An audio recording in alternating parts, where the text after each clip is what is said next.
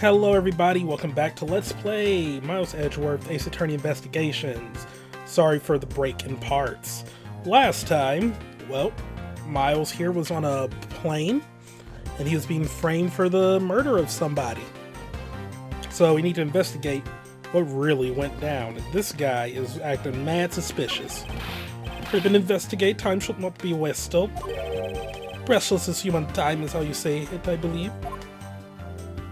I can't do a French accent to save my dang life. What do we have here?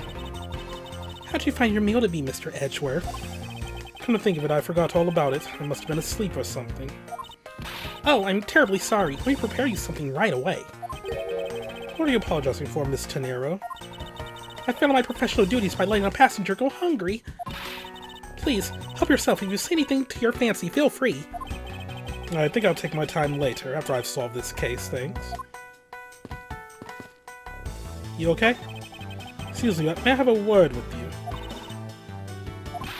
You there! If you need something, please ask Miss Rhoda over there, okay? What the? Hey, wake up, you! I'm terribly sorry that she's being so rude, Mr. Edgeworth. No need for you to apologize, I just find it hard to believe she's asleep on the job. If I were her boss, I'd see to it that her salary was cut so low it was in the red. You fell asleep, she's asleep. That seems like it could be a little suspicious. This was Mr. Hicks' seat. I'll see the machine Mr. LeBlanc was talking about. Perhaps it's in the elevator. Maybe. We should probably head down to the crime scene now. Yeah, that might be wise. Oh, that's right. I was in the middle of recreating a chess game. Just an observation, but are there too many red knights around that lone blue pawn? Nonsense. Simply shows that the blue pawn simply shows that the blue pawn is no match for the red knight's might. Somebody's reliving some rivalries with Mr. Phoenix. What's a lifesaver doing here? I bought it at the in-flight shop just beyond the lounge. If something should happen, having one will save your life. I think this guy would have been better off not taking a plane to begin with.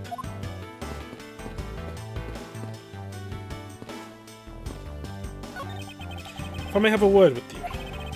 This state so awesome. It's great to hear. However, I would like to ask you a few questions.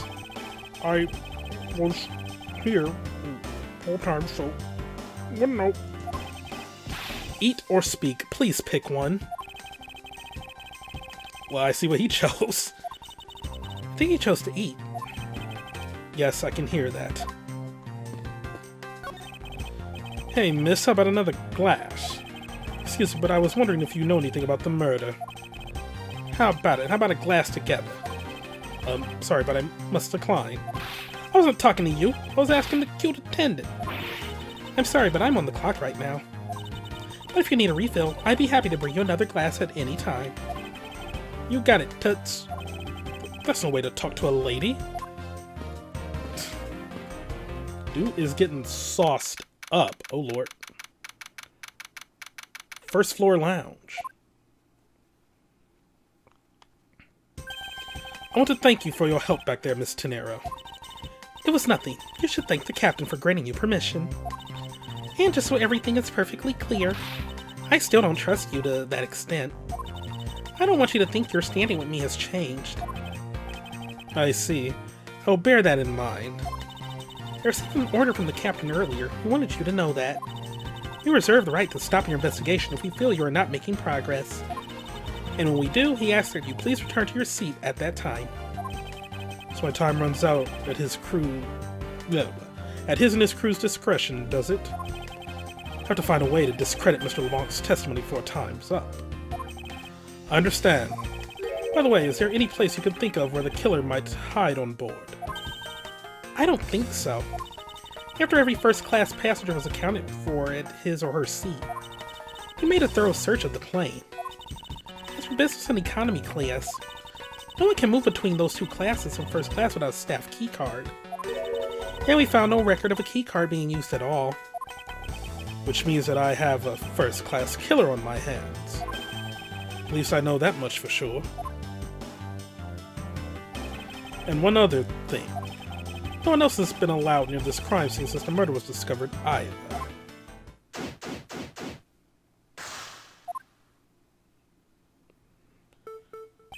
Now then, let's get started. But where should we start from? Let's start with Mr. LeBlanc's statements. The crime occurred between 6 a.m. and 6:15 a.m. During that interval, the only person in the lounge was myself, which would make me the prime suspect. However, since I did not kill Mr. Hicks, it means that the killer was around somewhere.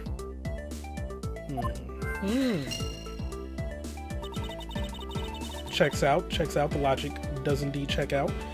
If we are to believe what you say is true, then yes. First order of business will be to gather information to win your trust.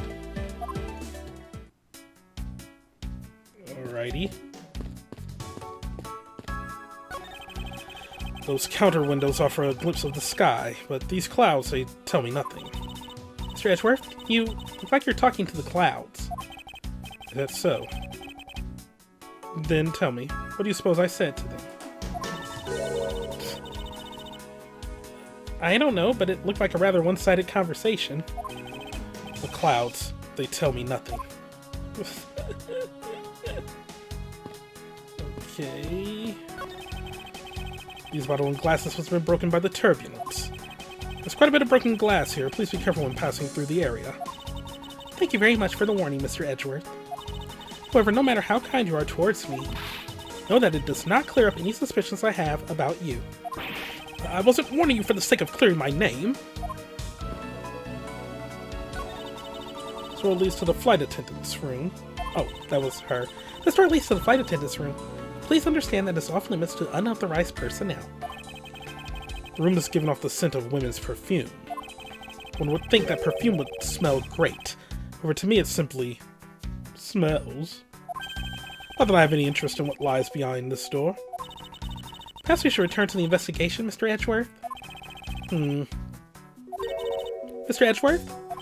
Sorry, I spaced out for a second there.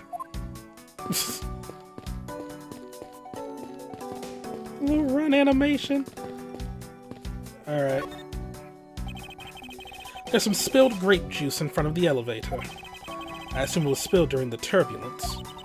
Oh, we must clean that up or someone might get hurt. Aha! What is it, Mr. Edgeworth? I found some very important evidence. What's the important piece of evidence in this scene? Footprints, yo! Take that! What is it? They're a little smudged, but I think we can both agree that they're a set of footprints. So you think... Yes, these belong to our killer. Oh, then maybe we should check the shoe sizes of everyone in first class. I don't think that will be of any help to us. Unfortunately, the prints are too smudged, which will make it hard to get a definitive match. Oh, I see. Just look for someone with sticky shoes? Glasses and candles thrown into disarray by the turbulence. It's been a while since I've seen this big of a mess. It's terribly embarrassing, but I thought it was an earthquake for a second. And I frantically started searching for gas valves to shut off. Guess the shaking of the plane was bad enough to be mistaken for a real earthquake. Not that I would know, since I was unconscious for most of it. And I mean, you're in the air, so it couldn't have been an earthquake. What floors does this elevator service? Only the first and second, although it can also go down to the cargo hold. However, that requires a flight crew key card. So the only floors accessible to passengers are the first and second, huh? I won't rest until I've inspected every suspicious-looking nook and cranny. This is looking suspicious. What was hanging off of this lanyard? Something's missing from this picture. Now, if I could just put my finger on it.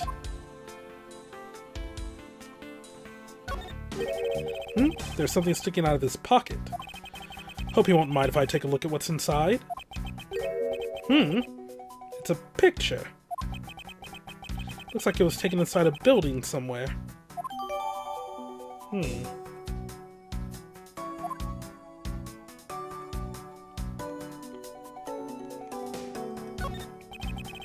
Money is strewn all over the floor of the elevator. Oh, I guess it was all in Mr. Hicks's wallet at some point. What is this sinister-looking figure on the floor here? Oh, that's the piggy bank of our company mascot, Mr. iFly. It's just one of the many pieces of merchandise we sell at our in-flight shop. This bank is limited edition and is so popular that we're down to our last one. You have an in-flight shop? Yes, just beyond the lounge to the right. The shutter to the store is closed at the moment, but it was open the whole flight up until Mr. Hicks's body was discovered. There's blood on here. This has been the murder weapon. Could be. No, we already... It's all about money. There's no grape juice residue on the soles of his shoes. Making it highly unlikely that Mr. Hicks entered this elevator after the turbulence.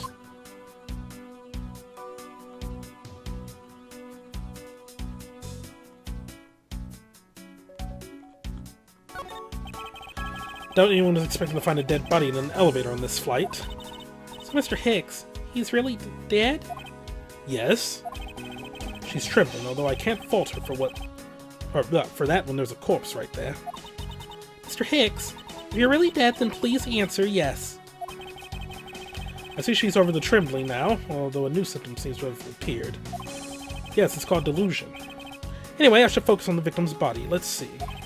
There's blood on the back of Mr. Hicks's head. Could this be the cause of death? Appears to have been struck very hard.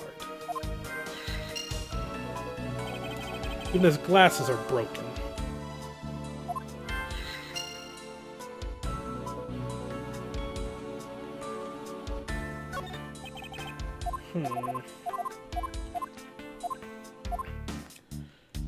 Anything else?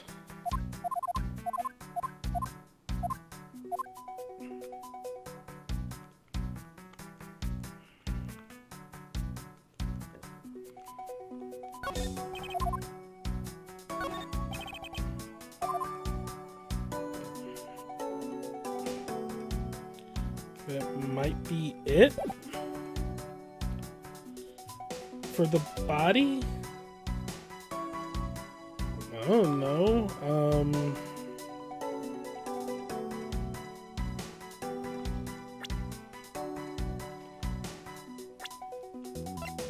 I didn't see 62. Okay.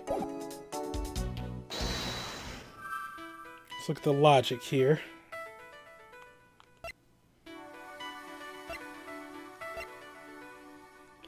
What caused it? It could be that.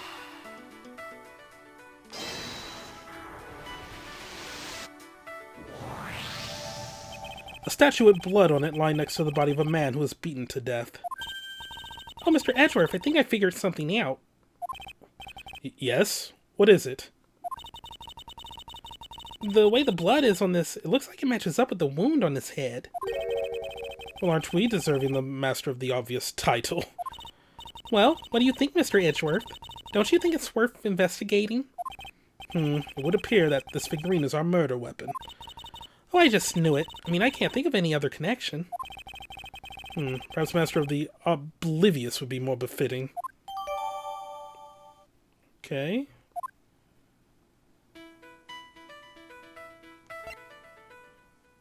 Victim's body was found inside the elevator.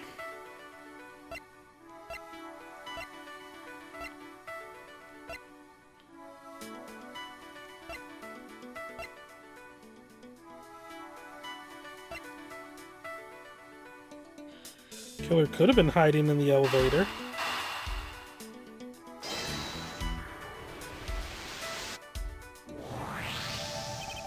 True, there wasn't anyone in the lounge other than myself right before the turbulence. But if the killer was in the elevator along with the victim, then that's a different story.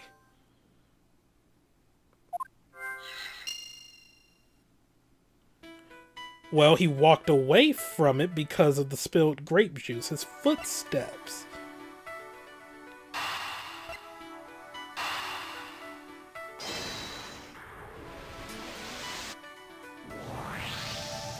I have it. I'm sorry, but I don't understand, Mr. Edgeworth. I can prove that someone other than myself was here around the time of the murder. What? Really? Yes, it's rather simple, actually. The proof is in the pudding, or rather the grape juice in this case. Those footsteps here confess to me this very fact, that someone exited the elevator alive. Seeing as how the victim is dead, that would mean a second person. But, couldn't the footsteps be from Mr. Hicks himself? Ah, but if you take a look at our victim's shoes, you can see the soles are spotless. Which means Mr. Hicks wasn't alone in the elevator. In fact, it's quite the opposite. There was actually one other person inside the elevator. Yeah, grape juice footprints.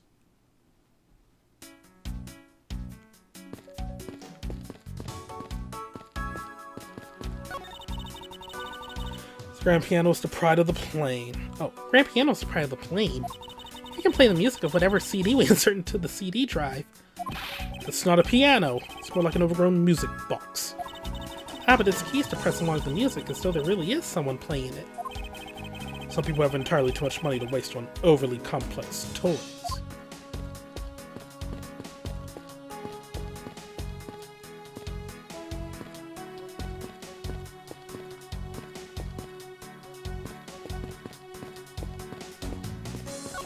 Is there something else I'm not seeing here?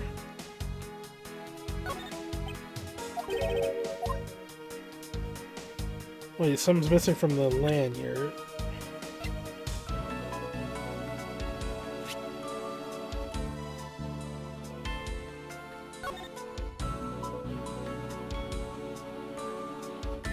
His cell phone.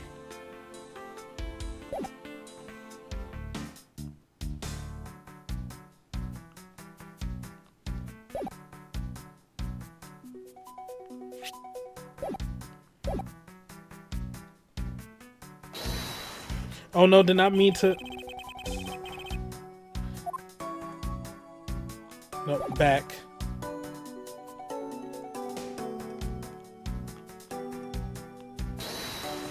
I do like the sort of open-ended investigation, like logical reasoning style of this game. Blah out. Mr. Hicks's machine is nowhere to be found. His machine? His cell phone, Mr. Nero? Ah, so I guess because it's not here. Yes, I think we can safely deduce that the killer took it.